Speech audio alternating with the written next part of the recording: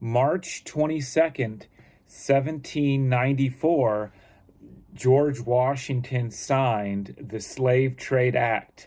This severely limited the United States' relationship in the international slave trade.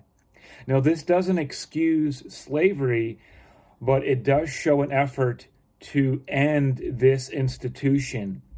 There was a lot of English European law still intertwined in the United States Republic and its laws that were being made at the time in the 1790s.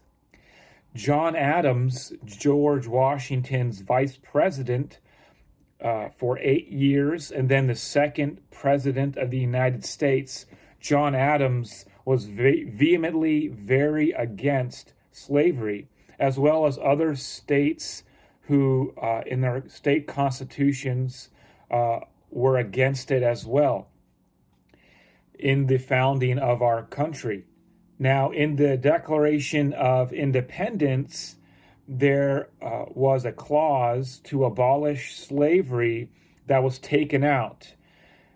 The states of South Carolina and Georgia did not want that slavery clause in the Declaration of Independence, so therefore it was not put in there because it would have damaged the unification of the states.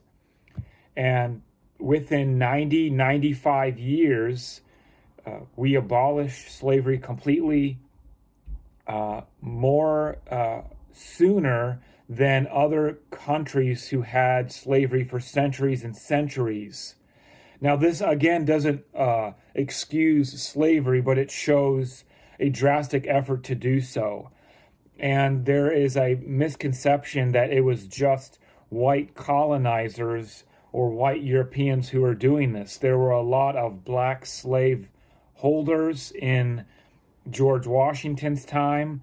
And again, that doesn't excuse slavery, but it wasn't just the European people who were doing that, but also every country at certain parts in history have enslaved other people.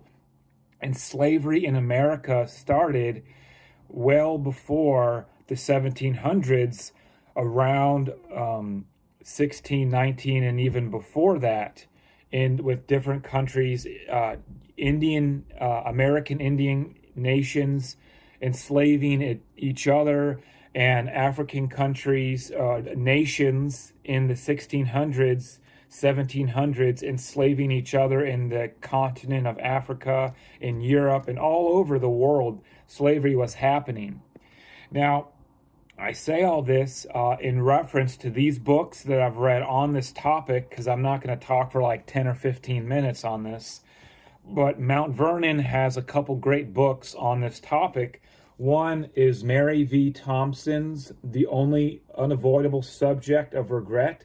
She's one of the lead research historians on slavery and the slave community, enslaved people's community at Mount Vernon. Very well thought out, very, dense book, because it has a lot of information about everything you want to know on this topic in George Washington. Another great book is Washington at the Plow. Fantastic book by Bruce Ragdale. I think that's how you pronounce his name. Another book that Mount Vernon has in their bookstore, I believe. Goes through, again, all the different things about George Washington and this topic. And my final book about George Washington that I read, it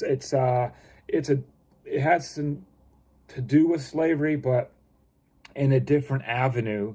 It's The Indian World of George Washington by Colin Calloway. I probably pronounced that wrong, but Mr. Colin, let's say that. This guy here, he wrote The Indian World of George Washington. Great book on George Washington and his relationship with the American Indians at the time.